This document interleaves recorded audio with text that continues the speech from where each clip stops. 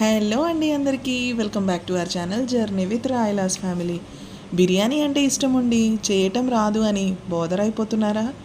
Fry బిర్యానీకి దగ్గరగా దమ్ బిర్యానీకి దూరంగా ఉండే ఈ సెమీ ఫ్రై దమ్ బిర్యానీని ఎగ్జాక్ట్ కొలతలతో బిగినర్స్ కూడా పర్ఫెక్ట్గా కుక్ చేసేలాగా చేసేద్దాం. వచ్చేసేయండి.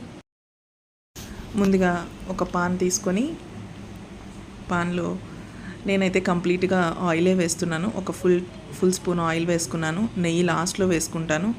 ఒక 2 ఇంచులు దాల్చిన చెక్క, 2 లవంగాలు, ఒక చిన్న జాజికాయ ముక్క, ఇలాచి వేసుకొని కొంచెం ఫ్రై చేసుకున్న తర్వాత 2 మీడియం సైజ్ ఆనియన్స్ని స్లైసెస్గా కట్ చేసుకొని ఇలాగా ఫ్రై చేసుకోవాలి. కొంచెం ఫ్రై అయిన తర్వాత 2 ఫుల్ టీ స్పూన్స్ అల్లం వెల్లుల్లి పేస్ట్, ఫ్రెష్గా దంచిన అల్లం వెల్లుల్లి పేస్ట్ని వేసుకొని ఫ్రై చేసుకున్నాను. కొంచెం పచ్చివాసన పోయిన తర్వాత అలాగే 2 మీడియం సైజ్ టొమాటోల్ని స్లైసెస్గా కట్ చేసుకొని వేసుకున్నాను. ఇప్పుడు 1/2 టీ స్పూన్ పసుపు, 2 పచ్చిమిర్చి పొడుగా చీల్చుకొని వేసుకున్నది, అలాగే 2 టీ స్పూన్ల కారం, 2 టీ స్పూన్ల గళ్ళుప్పు వేసుకున్నాను. మంచిగా మిక్స్ చేసుకొని బాగా ఫ్రై అవ్వనివ్వాలి. ఇలా మంచిగా ఫ్రై అయిన తర్వాత ఒకసారి మిక్స్ చేసుకుంటే మీకు టెక్స్చర్ అర్థమైపోతుంది. ఇప్పుడు ఈ టైంలో ఒక ఫుల్ టీ స్పూన్ గరం మసాలాని అయితే నేను యాడ్ చేసుకున్నాను, హోల్ గరం మసాలా.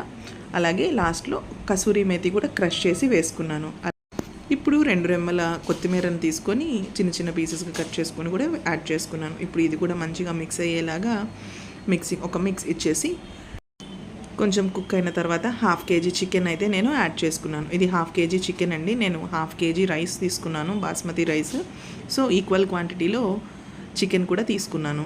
ఇలా చికెన్ మంచిగా ఉడుకుపట్టి చికెన్ ఒక 80% బాయిల్ అవ్వగానే చికెన్ పీసెస్ అన్నిటినీ కూడా వాటి నుంచి తీసి సపరేట్ చేసేసేయాలి.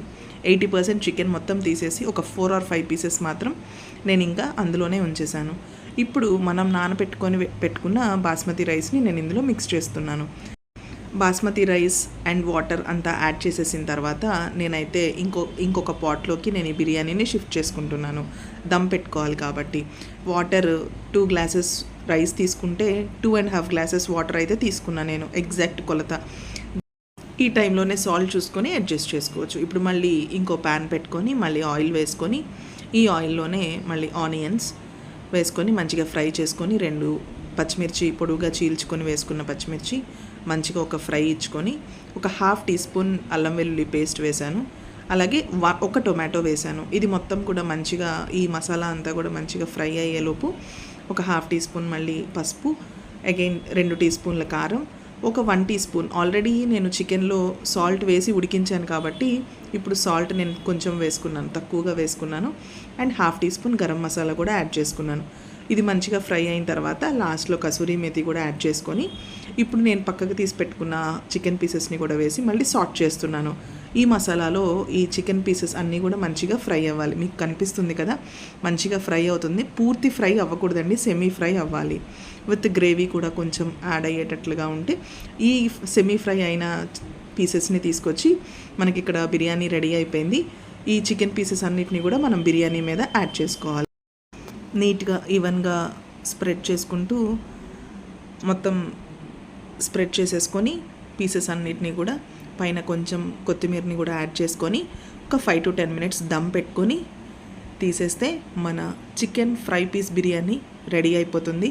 చాలా అద్భుతంగా ఉంటుందండి. టేస్ట్ అయితే ఖచ్చితంగా ట్రై చేయండి. ట్రై చేసి ఎలా వచ్చిందో నాకు కమెంట్ పెట్టండి.